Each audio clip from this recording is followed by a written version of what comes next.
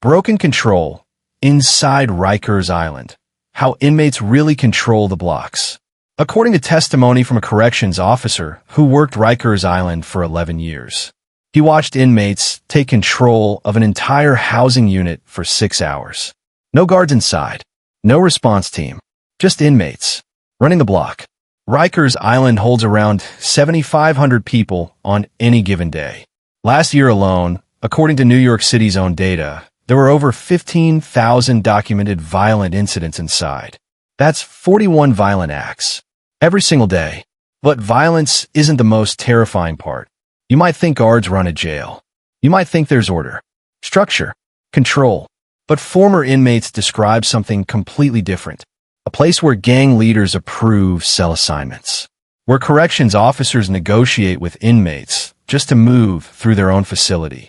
Where 17-year-olds spend 23 hours a day in solitary confinement. According to legal filings, some for more than 300 days straight. One former inmate, we'll call M, described his first night inside. He said the scariest moment wasn't getting arrested, wasn't the court hearing, wasn't even walking through intake. It was realizing the guards were scared too. What you're about to see is how control really works inside one of America's most violent jails. And why the people who built it no longer run it. Promise plus stakes, 1:30 to 2 o'clock. This is the story of Rikers Island. Not the version you see in news clips. The version described in court testimony, in investigative reports, in the words of people who survived it. You're going to learn how power actually transfers inside, how inmates enforce their own justice system, and how the chaos you think is random is actually organized. By the end, you'll understand why former prosecutors call Rikers ungovernable. Open loop, 2 to 2:30. But there's something most people don't know. Something that explains why this place operates the way it does. It has to do with a policy change. A decision made by New York City officials that accidentally gave inmates more power than anyone predicted. We'll get to that. But first, you need to understand what it's like to arrive. If you want to see how America's jail system really operates, subscribe now. We're breaking down a different facility every week. The setting plus fear. Rikers Island sits in the East River between Queens and the Bronx. 400 acres, 10 separate jail facilities. It's not technically a prison. It's a jail. That distinction matters. Prisons hold people after conviction.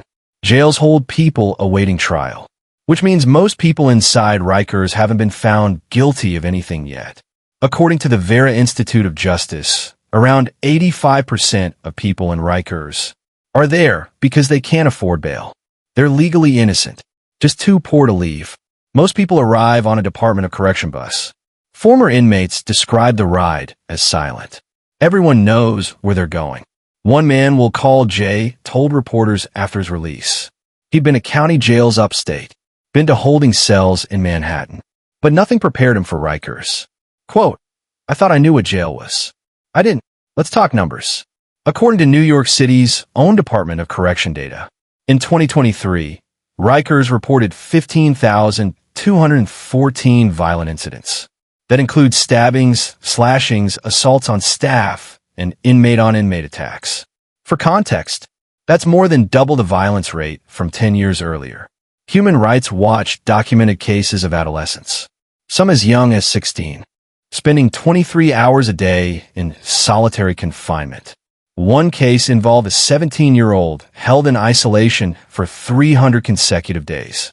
According to legal filings, he was denied education, denied programming, denied almost all human contact.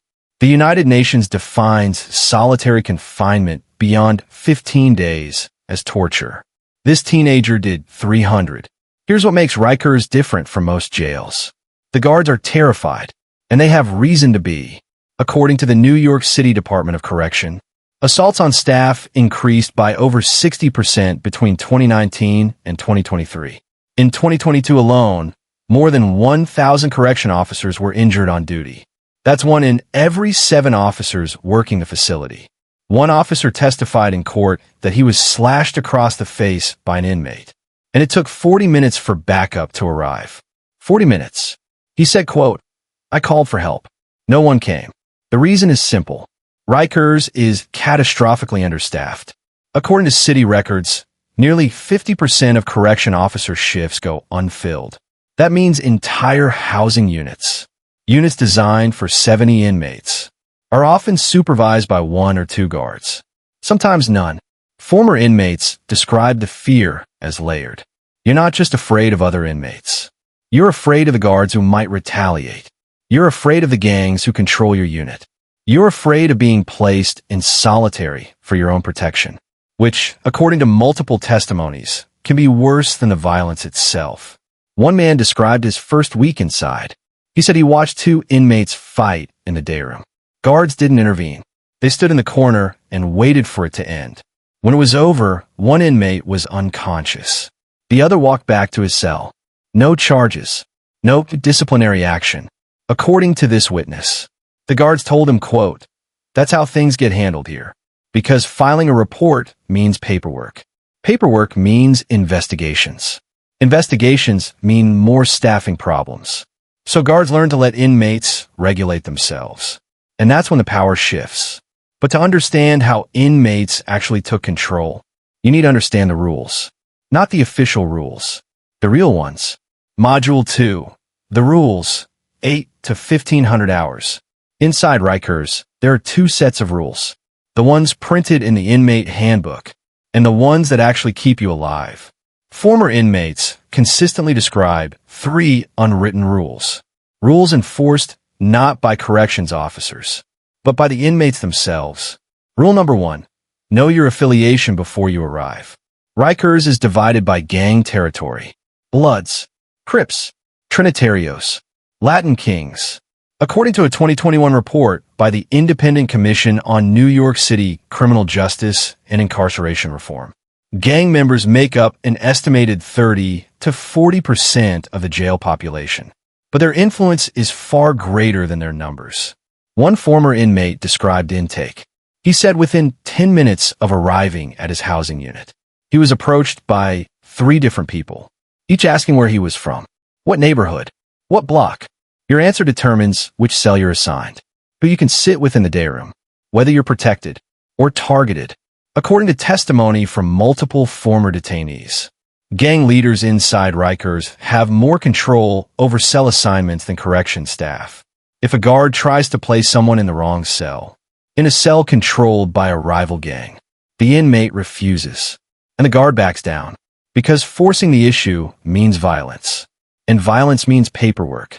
And paperwork means the kind of attention nobody inside wants. Rule number 2. Never cooperate with authorities. Ever. This isn't unique to Rikers, but according to investigators, it's enforced more violently here than almost anywhere else. One documented case from 2022 involved a 19-year-old detainee who witnessed a slashing. He initially agreed to give a statement. Within 6 hours, according to court records, he was attacked in his cell by 3 inmates. His jaw was broken. He recanted his testimony the next day. No charges were ever filed for the assault. The slashing case was dropped. Former correction officers describe a pattern. When someone cooperates with an investigation, retaliation happens within hours. Not days. Hours. Because information travels instantly inside. Inmates working in administrative roles see the paperwork. Inmates with contraband phones make calls. Inmates who've been inside for years know which guards will leak information for money or favors. One former detainee told investigators, quote, "You can snitch if you want, but you better ask for PC, protective custody, the same day, because by dinner, everybody knows." Rule number 3, respect the shot caller. Every housing unit has one, the inmate who makes decisions. He's not the loudest, not always the most violent, but he controls the flow. According to former inmates, the shot caller decides who uses the phone and when, who gets commissary items, who sits where during rec time, who gets protection, and who gets hurt. One man described a system so organized, it functioned like a business. New arrivals paid a tax in commissary. Soap, noodles, snacks. In exchange, they got a cell assignment that wouldn't get them killed. If you refused to pay, you were placed in a cell with someone who'd make your life hell until you did. Guards knew this was happening. According to testimony, some guards facilitated it because it kept the unit calm. One officer testified that he'd rather have one shot caller managing 70 inmates than 70 inmates with no structure at all. That's the trade-off. Order maintained by inmates in exchange for control. So what happens when someone breaks these rules? According to court testimony and investigative reports, punishments range from beatings to slashings to something called bucking. Bucking is when a group of inmates attack someone in a coordinated assault, usually in the day room, usually in full view of cameras. But here's the thing. Even when it's on camera, prosecution is rare. Why? Because victims refuse to testify. Witnesses refuse to cooperate. And without testimony, there's no case. One legal advocate described it this way. Quote, "The cameras see everything, but the system is blind." But there's a reason this system exists. A reason why inmates were able to take this much control in the first place. And it has to do with a policy change. One that sounded good on paper, but created a power vacuum inside. We'll get to that. But first, you need to see what most people never know is happening. The invisible systems, the corruption, the ways Rikers operates that never make the news. Module 3, the unseen truth, 15 to 2200 hours. Most people think they understand how jails work. Cells, guards, meals, lockdown. But there's an entire invisible system operating inside Rikers. A shadow economy, a hidden hierarchy, and a level of corruption that investigators say is nearly impossible to eliminate. Let's start with contraband. According to the New York City Department of Investigation, thousands of contraband items are seized at Rikers every year. Cell phones, chargers, drugs, weapons, tobacco. In 2022 alone, investigators confiscated over 13,000 cell phones. 13,000 in a facility that holds 7,500 people. That means even with constant searches and seizures, inmates have ready access to phones. And phones mean power. They mean contact with the outside. They mean coordinating gang activity across facilities. They mean running drug operations from inside a jail cell. One former prosecutor described a case where an inmate orchestrated 3 shootings in the Bronx while detained at Rikers using a contraband phone. All 3 shootings were gang-related. All 3 were directed by someone who was supposedly locked up. So how does contraband get inside? According to investigators, there are 3 main sources. 1. Corrupt staff. The Department of Investigation has charged dozens of correction officers over the past decade with smuggling contraband. One officer was caught bringing in 30 cell phones in a single week. He was paid $500 per phone. That's $15,000 for 1 week of smuggling. 2. Drones. According to facility reports, drones drop packages into recreation yards. Packages containing phones, drugs, and weapons. Security footage from 2023 shows multiple drone deliveries in a single month. Guards see them, but by the time they respond, the packages are gone.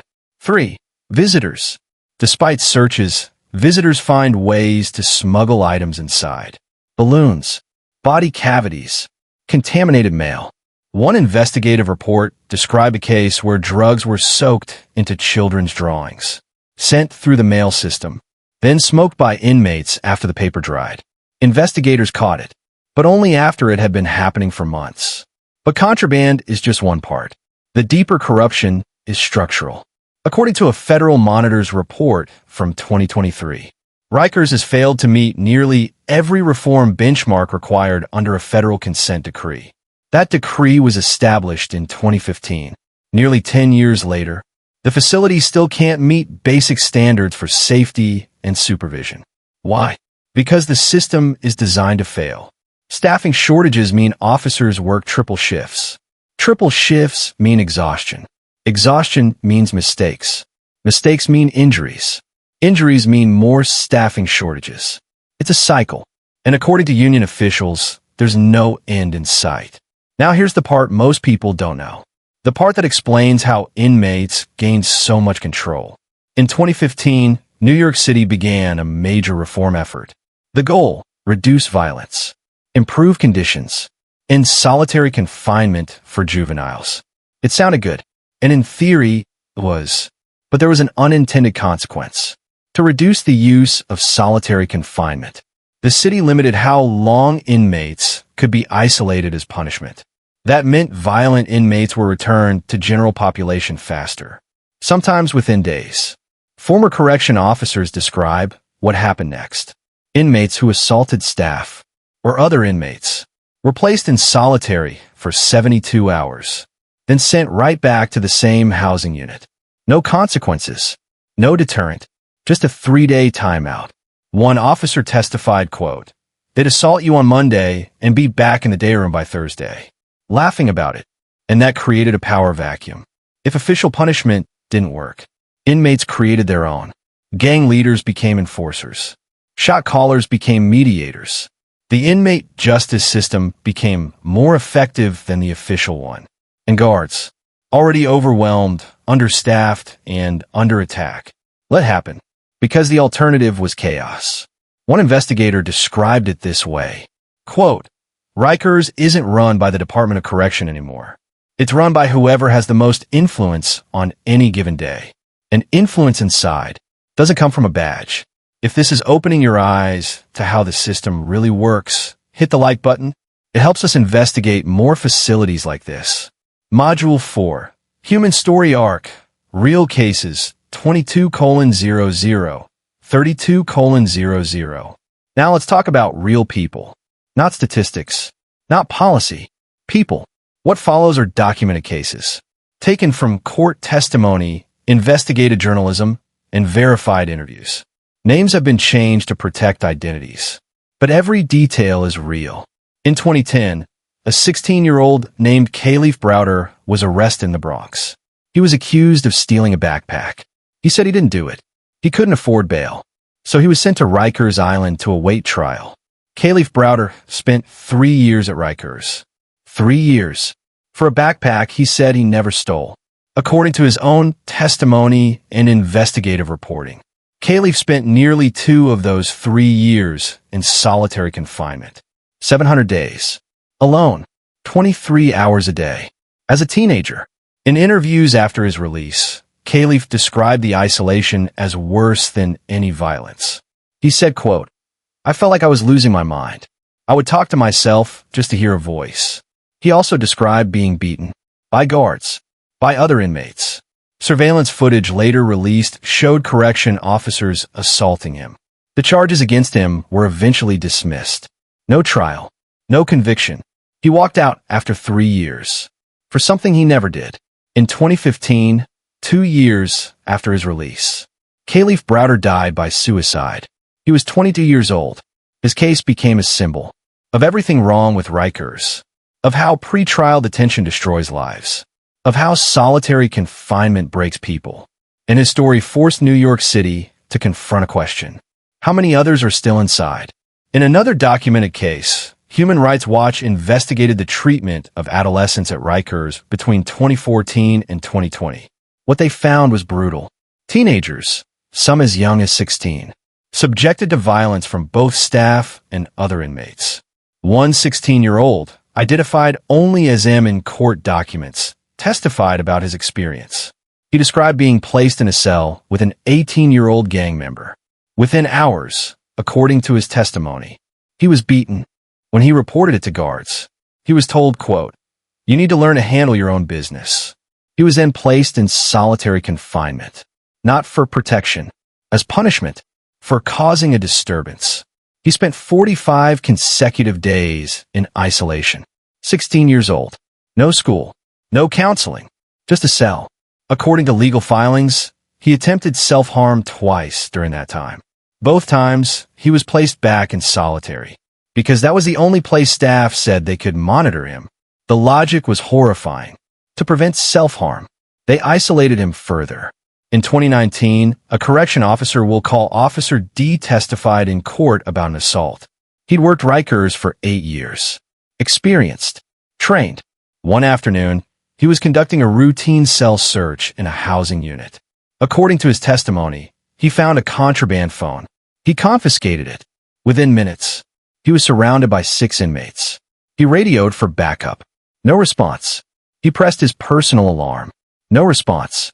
The inmates attacked him. He was punched, kicked, and slashed across the arm with a makeshift blade. It took 38 minutes for backup to arrive. 38 minutes. By the time other officers reached him, Officer D was unconscious. He required surgery. He never returned to work. In his testimony, he described the betrayal he felt, not from the inmates, but from the system. Quote, "I called for help. I did everything right, and no one came. That's when I realized we're on our own in there." But this documentary isn't just about what happens inside. It's about what happens after. Because leaving Rikers doesn't mean escaping it. One former detainee, identified in interviews as Jay, spent 18 months at Rikers awaiting trial. He was eventually acquitted, walked out in 2021, legally innocent. But according to his testimony, he couldn't find work, couldn't find housing, couldn't reintegrate, because even though he was never convicted, his arrest record showed 18 months at Rikers, and employers saw that as a conviction. He described applying to over 40 jobs. Every application asked, "Have you ever been incarcerated?" He had to answer yes. He never got a single call back. 6 months after his release, he was homeless. A year later, he was arrested again for a minor offense, sent back to Rikers. The cycle continued.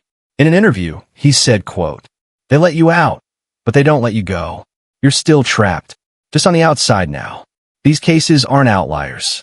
They're patterns. According to data from the Correctional Association of New York, over 60% of people released from Rikers are rearrested within 3 years.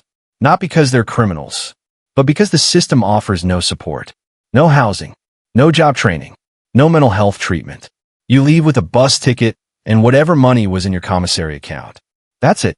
One advocate described it as, quote, "We punish people for being poor, then release them into poverty, then punish them again when they can't survive."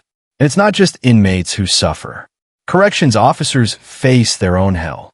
According to union data, correction officers at Rikers have one of the highest rates of PTSD among law enforcement. Higher than NYPD. Higher than most combat veterans. One former officer described the trauma. Quote, "Every day, you go in not knowing if you're coming out. You see things no person should see, and there's no one to talk to about it. Many officers quit within the first year. Those who stay often turn to alcohol, drugs, or isolation. Divorce rates are high. Suicide rates are high. The system destroys everyone inside it, inmates and staff alike." Module 5. Twist ending plus meaning. 32:00, 37:00. So here's the part most documentaries don't tell you. The part that explains why nothing changes. Rikers Island is scheduled to close. The city announced it years ago. New jails are being built in the boroughs to replace it. By 2027, Rikers is supposed to be gone, completely shut down. But here's the twist. According to criminal justice experts and city budget reports, the new jails will face the exact same problems. Same staffing shortages, same gang activity, same contraband issues, same cycle of violence. Why? Because the building isn't the problem. The system is. Rikers doesn't fail because it's old. It fails because it's designed to cage people who haven't been convicted. According to the Vera Institute, on any given day, 85% of people inside Rikers are there because they can't afford bail. They're legally innocent, just poor. And while they wait for trials that could take months or years, they lose jobs, lose housing, lose custody of children, lose their minds. One public defender described a client who spent 8 months at Rikers for a charge that was eventually dismissed. By the time he got out, he'd lost his apartment, his job, and custody of his daughter. He was innocent, but his life was destroyed anyway. Politicians promise reform. Activists demand change. Reports are written. Investigations are launched. But nothing fundamentally shifts. Because the system serves a purpose. It warehouses people society doesn't want to deal with. The poor, the mentally ill, the addicted. Rikers is a symptom. The disease is bigger. It's a bail system that punishes poverty. It's a mental health system that criminalizes illness. It's a political system that prioritizes punishment over rehabilitation. And here's the hidden truth, the one investigators quietly acknowledge. Even the people running Rikers don't believe it works. Wardens, commissioners, city officials, in private, according to investigative reporters who've spoken with them, they admit the facility is beyond repair. But publicly, they defend it, because admitting failure means taking responsibility. And responsibility means accountability. And accountability is political suicide. So the cycle continues. Reports are filed. Reforms are announced. Funding is allocated. And nothing changes. Rikers Island will eventually close. The new jails will open. And the same people who can't afford bail will just be caged somewhere else. Unless something fundamental changes. Unless bail reform actually happens. Unless mental health treatment replaces incarceration. Unless poverty stops being criminalized. But for now, Rikers remains a monument to a broken system. A warning of what happens when punishment replaces justice. And every day, 7,500 people wake up inside. Most of them innocent. All of them trapped. That's the real story of Rikers Island. Not the violence. Not the corruption. But the fact that we allow it to exist at all. Outro 37:00, 40:00. If this documentary opened your eyes, subscribe now.